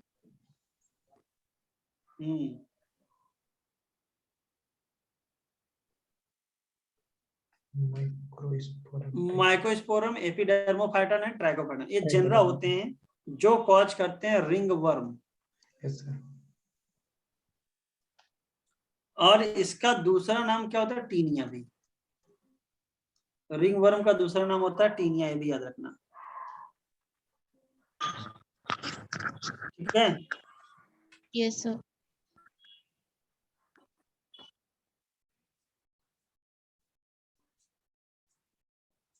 और ये इसका मोड ऑफ इन्फेक्शन क्या होगा जरा बताओ कोई? क्या चेहरे पे ड्राई स्केली लेजन आ जाते हैं क्या? Yes sir. Dry scaly lesion मतलब होता है पपड़ी बनना, सूखापन, जिसे वो कभी देखो दांत वगैरह हुआ तो देख लेना, फील कर लेना। और ये आपके कई सारे जरिए से होता है, जैसे कि हेयर नेल्स में भी हो सकता है। कंघी यूज कर लो किसी का तो बाल, जैसे जो कभी कभी डैंड्रफ आते हैं तुम्हारे उस पर, तो वो आपका फंगल इन्फेक्शन है। सर डैंड्रफ फंगल इन्फेक्शन से होता है? तो सबको होता है सर। विंटर्स में होता है। अभी तो अगर जब बहुत ज्यादा आपका डैंड्रफ हो जाता है दवा दी जाती है म्यूकोनाजोल, जब खुजली होने लगती है फिर ज्यादा नुकसान करता है। हल्का फुल्का होता है वो ठीक है, विंटर्स में बढ़ जाता है। सर लिक्विड आता है। हैं? सर लिक्विड आता है। हाँ, म्यूकोनाला जो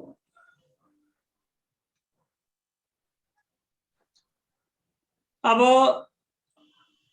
रिंग वर्म जो टीनिया होता है वो कई प्रकार के होते हैं। जैसे यहीं पे एक बीमारी आती है जिसका नाम होता है एथलीट फूट।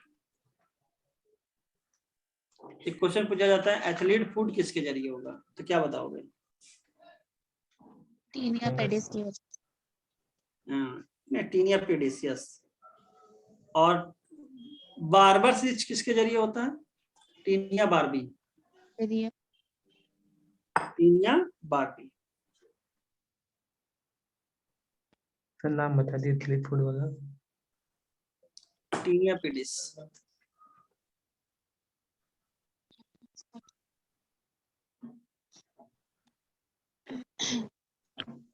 बारबर स्विच होता है टीनिया बारबी। ठीक है।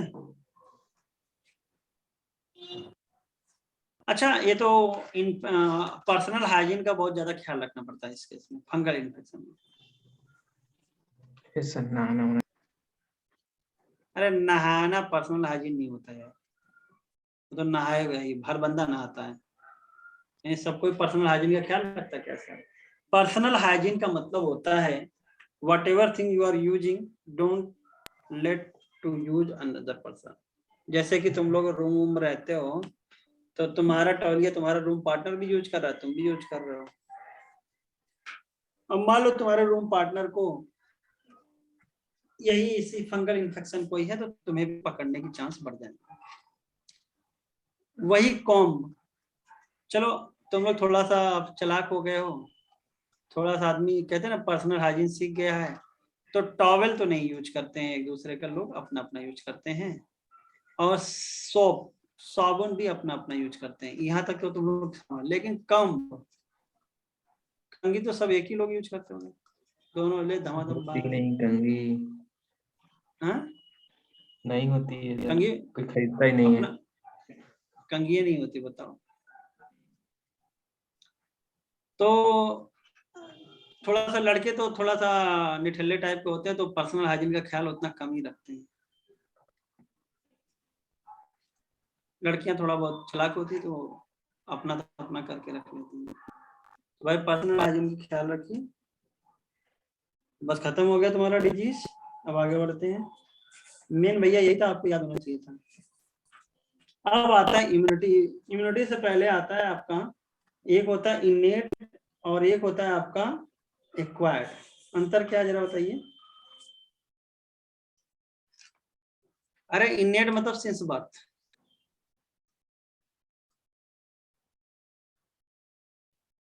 और एक्वायर्ड मतलब अपने लाइफ में उसने एक्वायर किया है, ग्रहण किया है। तो एक होता है फिजिकल बैरियर, क्या क्या होगा जरा बताइए। सेलुलर बैरियर, फिजिकल मतलब होता है आपका जो फिजिकली रोके एंट्री को, जैसे स्किन हो गया। तो स्किन के कोई आउटर लेयर डेड होती है, तो कोई बैक्टीरिया वगैरह कोई पैथोजन वगैरह ग्रो नहीं करेगा, तो अंदर एंट्री नहीं मारेगा। अबे तो स्किन हो गया, अब उसके बाद जो छेद हो गया, जैसे आपके नाक में, जैसे आपके मुंह में छेद है, इसके जरिए भी तो एंट्री मारेगा। यहाँ स्किन नहीं है, यहाँ पे ट्रैप करने के लिए क्या पाए जाते हैं? म्यूकस। ठीक है। तो म्यूकस कोटिंग जो जो आपके होते हैं जीआईटी में, माउथ में, रेस्पिरेटरी फिजियोलॉजिकल ट्रैक्ट में। बैरियर होता है ना सर ये? नहीं भैया, ये क्या करते हैं, म्यूकस क्या मार रहे हैं? म्यूकस कोटिंग खाली ट्रैप कर रहा है, पकड़ रहा है। ठीक है, यानी फिजिकली रोक रहा है। अरे यार तुम किसी को रोको कैसे? या तो उसको क्या कर दो, सामने कोई दीवार लगा दो, पार ना कर पाए, या जा रहा हो तो उसको क्या करो, रोड पे चिपका दो पैर उसके, तभी आगे नहीं बढ़ पाएगा। तो स्किन क्या होगा, दीवार की तरह काम किया, और म्यूकस क्या किया, गोद की तरह काम किया, चिपका लिया, आगे बढ़ने ही नहीं दिया। तो म्यूकस भी कैसा होगा, फिजिकल होगा, ध्यान रखना। अब आता फिजियोलॉजिकल। फिजियोलॉजिकल में उस फिजियोलॉजी आएगी, यानी काम आएगा। जैसे कि स्टमक में पहुंचा तो वहां पे एसिड, स्टमक में पहुंचा तो क्या भैया वहां पे एसिड है, तो बोलो एसिड क्या करेगा, बोलो यार। एंट्री नहीं करने देगा, मार देगा सर। माइक्रो ऑर्गेनिज्म अरे को एंट्री नहीं, उसको मारेगा, यानी फिजियोलॉजी दिख रही है। सलाइवा में आपका लाइसोजाइम है, लाइसोजाइम। ये क्या करेगा, मारेगा, यानी फिजियोलॉजी दिख रही है आपकी। सर बैक्टीरिया ईयर में आपका लाइसोजाइम है, यानी मारेगा, ये फिजियोलॉजी दिख रही है। ये कैसा हो जाएगा, फिजियोलॉजिकल बैरियर। और जरा बताइए कोई भी बॉडी में जब एंट्री करता है तो सबसे पहले सामना किसका होता है, फिजिकल या फिजियोलॉजिकल बैरियर से? इसलिए इसको Physical बोलते हैं barrier. Physical first line of defence. दोनों मतलब, अरे जब मुंह के जरिए एंट्री मारा तो क्या सलाइवा से नहीं हुआ? तो फिजिकल या फिजियोलॉजिकल इनमें से कोई से भी उसको टकराएगा, इसलिए पहली लाइन ऑफ डिफेंस क्या हो गई? Physical barrier. क्या हो जाएगा? Physical barrier.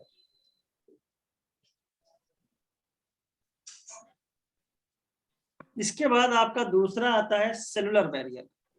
इसके बाद भी अगर आपका एंट्री मार जाते हैं तो सेल भेजा जाता है मारने के लिए, यानी ल्यूकोसाइड भेजा जाएगा।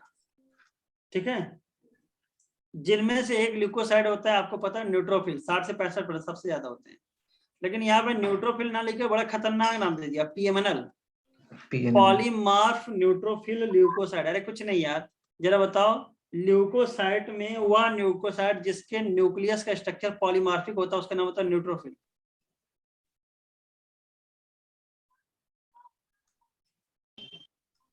ठीक है, और साथ ही साथ आपको पता है दूसरा फैगोसिटिक सेल का नाम क्या था? मोनोसाइट। Monocyte.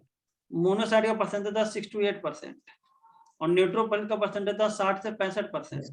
to 65%. मैंने तुम लोगों को यहीं पे बताया था कि ये जो न्यूट्रोफिल और मोनोसाइट सबसे पहले लड़ाई झगड़ा करने जाते हैं, कोई भी एंट्री मारता है, और उसमें सबसे पहले कौन जाता है? आपका न्यूट्रोफिल। छोटा भाई फुदक्की होता है, बहुत तेजी मारता है, और मोनोसाइट लार्जेस्ट ल्यूकोसाइट है, यानी लार्जेस्ट WBC है।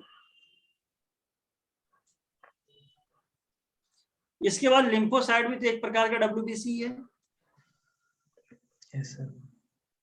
लेकिन बेटा याद रखना, जो ये आप पढ़ रहे हैं हम लोग किसमें? इन्नेट में पढ़ रहे हैं, लेकिन आपको पता होना चाहिए कि लिम्फोसाइट आपका एक्वायर्ड होता है। तो यहाँ पे स्पेसिफिक नहीं होकर इसका नाम बोलते हैं इसको नेचुरल किलर सेल। ठीक है, तो याद रखना नेचुरल किलर सेल्स होते हैं ये। बेटा कोई भी एंट्री मारेगा सबको मारने जाएंगे। तो लिम्फोसाइट में जो आपने पढ़ा था B और T लिम्फोसाइट, वो एक्वायर्ड इम्यूनिटी करवाते हैं, स्पेसिफिक होते हैं। जबकि ये जो नेचुरल किलर सेल वाला लिम्फोसाइट होता है ये इन्नेट इम्यूनिटी होगा, और जो बचपन से मिला यानी इन्नेट है वो हमेशा कैसा होता है? जनरल होता है। कोई भी एंट्री मारेगा सबको मारने जाएंगे, ध्यान रखना। चौथा आता है तुम्हारा साइटोकाइन बैरियर।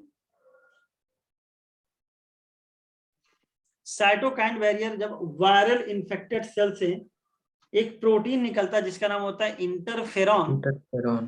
वो Glycoprotein. एक्चुअली आपको बचाता नहीं है। वो क्या करता है? आपके आसपास के सेल को और इम्यून सिस्टम को जगा देता है कि भैया हम कर चले, हम फिदा, वतन साथियों अपना ख्याल रखना, बचा लेना, मतलब हम तो मर रहे हैं, तुम लोग बच जाओ।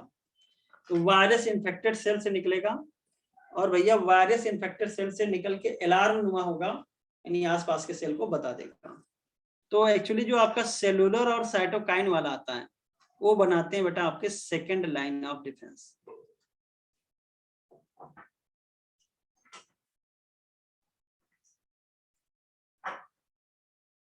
ठीक है, क्या बनाते हैं? Second line of defence. ठीक है, बोलो। Yes, sir. Yes. डाउट हो तो पूछो, नहीं तो आगे बढ़े। No, sir. No sir. अब जो थर्ड लाइन ऑफ डिफेंस होता है, अब इससे भी बच गया मान लो आपका, मतलब किससे बच गया? आपका फिजिकल बैरियर से बच गया, फिजियोलॉजिकल से बच गया, सेल से बच गया, साइटोकाइन से बच गया। अब बॉडी में आता थर्ड लाइन ऑफ डिफेंस, जिसमें आते हैं दो प्रकार के lymphocyte, B lymphocyte and T lymphocyte. और ये जैसा इन्फेक्शन होगा उसके अकॉर्डिंग आएंगे।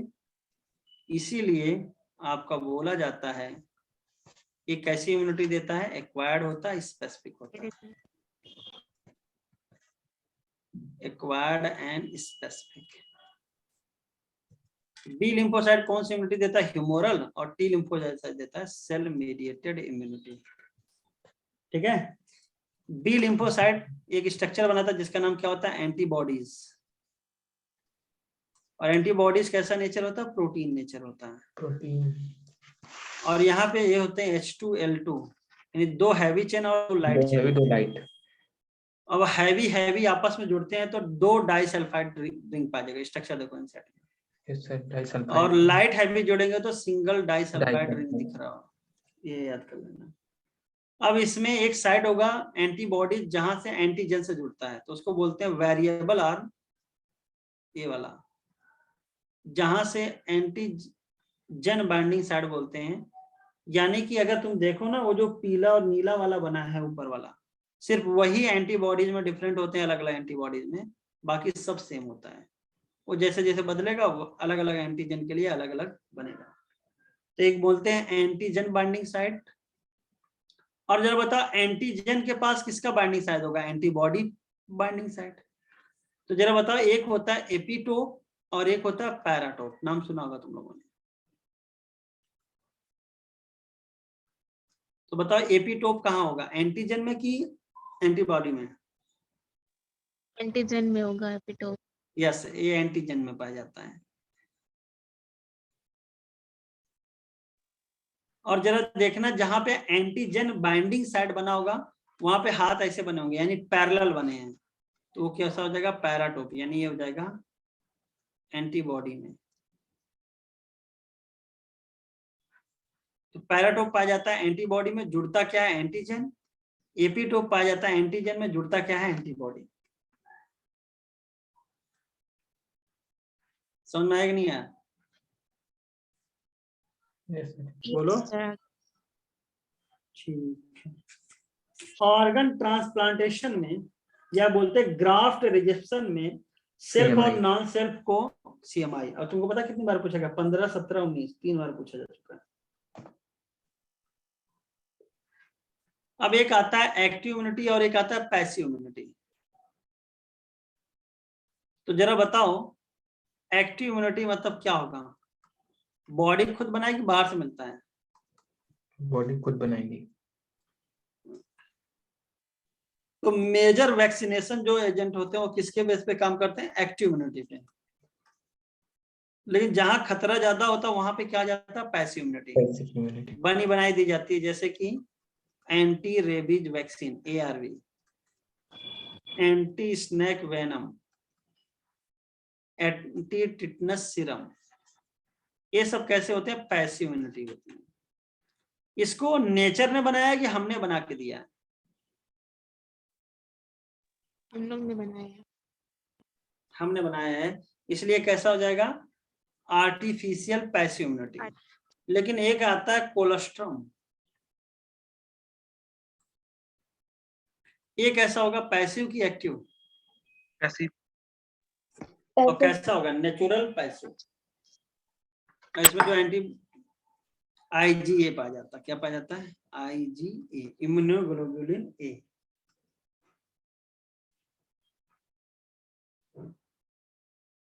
कितने प्रकार के इम्यूनोग्लोबुलिन होते हैं? 5. Game D. 5। गंदे IgG, IG, GA, IgM, IgE, IgAM, IgD E, और IgE। E. तो एक होता है गेम डी फार्मूला। तो गेम मतलब GAM और उसके बाद D आ जाएगा। ये ऑर्डर होता है परसेंटेज का। Yes, sir. ठीक है, गेम डी। सर अगर लार्जेस्ट पूछा जाए मतलब साइज में? साइज में IgG। क्या सर? नहीं कौन सा? IgM लार्जेस्ट इन नंबर होता है आपका IgG, और लार्जेस्ट इन साइज होगा IgM, पेंटावैलेंट होता है।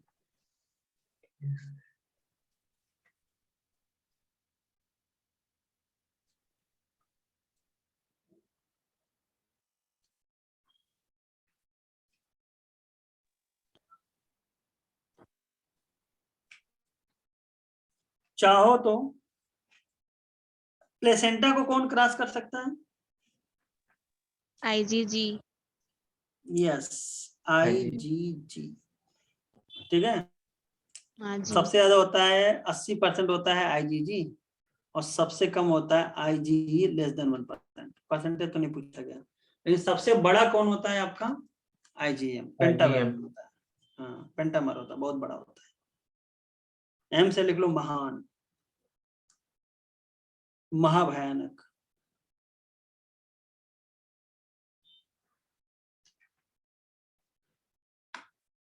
ये पैसिव और एक्टिव में तो कोई दिक्कत नहीं है ना? No sir. सर जो एक्टिव की मतलब उसमें भी दो होते हैं, नेचुरल भी होता है, आर्टिफिशियल भी होता है। भाई नेचुरल सर। एक्टिव और आर्टिफिशियल समझो। अब मान लो जैसे तुम गए, अचानक से तुमको कोई बीमारी हो गई, तो नेचुरली मिला तुम्हें। अब उसके बाद तुम्हारे बॉडी में क्या डेवलप हुआ? Primary immune response. पहले तुम्हें बीमारी हो, फिर ठीक ठाक हो गए, तो वो कैसा रहा? नेचुरल। ठीक है। अब हमने पहले ही तुम्हें दे दिया, वैक्सीन के जरिए बता दिया तुम्हारे बॉडी को, ये क्या जो होगा? आर्टिफिशियल। ठीक है, बोलिए। ये- खतरा कौन ज्यादा होता है? नेचुरल वाले में, क्योंकि भाई मान लो ना ठीक होते, मरी जाते तो। भाई कोरोना वायरस का इन्फेक्शन बहुतों को हुआ, बहुत लोग ठीक भी हो गए, तो उनमें जो एंटीबॉडी डेवलप हुई वो कैसे डेवलप हुई? नेचुरल। और जिन्होंने वैक्सीन लगाया उनमें कैसे डेवलप हुई? आर्टिफिशियल। सामने उदाहरण चल रहा है तुम्हारे इस समय, पूरा दुनिया बीमारी कर रही है, तुम लोग बट वो बीमारी नहीं पड़ रहे। हाँ, सर दो एक्टिव होंगे ना, जाहिर सी मतलब बात है। आर्टिफिशियल। हाँ, ये तो इसमें एक बात बताओ, मुझे ये कंफ्यूज, नहीं समझ आता यहाँ पे आके आप लोग का दिमाग क्यों कंफ्यूज करता है? मुझे ये नहीं समझ आता है। तुम्हारे बॉडी वो में बन कंफ्यूज। रहा है एंटीबॉडीज, कहाँ कंफ्यूजन है? भाई अगर मान लो तुम्हें रियल में कोरोना वायरस का इन्फेक्शन हुआ, एंटीबॉडीज बनाया कौन? तुम्हारी बॉडी ने, एक्टिव रहा। हमने वैक्सीन लगाया, तब भी तुम्हें बुखार उखार जो आया, यानी तुम्हारी बॉडी में लड़ाई झगड़ा हो रहा है, यानी एंटीबॉडीज बन रहा है। कौन बनाया? तुम्हारी बॉडी। तो दोनों क्या केस हुआ? एक्टिव हुआ। एक्टिव मतलब आपकी बॉडी बनाए, बस सिंपल सी बात। कैसे बना रही, क्या मेथड, वो अलग बात है। और पैसिव सर मतलब आपको बनी बनाई मिल रही है, रेडीमेड। सर हम वैक्सीन लगवाए तो हमको आर्टिफिशियल एक्टिव मिली है। हाँ, आर्टिफिशियल एक्टिव हुआ। अगर वो वायरस मत हो ना। अरे कोई हो यार, कोविड वाला, बैक्टीरिया हो, कोविड वायरस हो, वाला। कोई हो। हाँ हाँ, रहेगा, लेकिन एक्टिव ही बनेगी एंटीबॉडी तुम्हारे बॉडी में। तो ज्यादातर जो तुम्हारा वैक्सीनेशन प्रोग्राम होता है वो कौन सा होता है? एक्टिव इम्यूनाइजेशन होता है।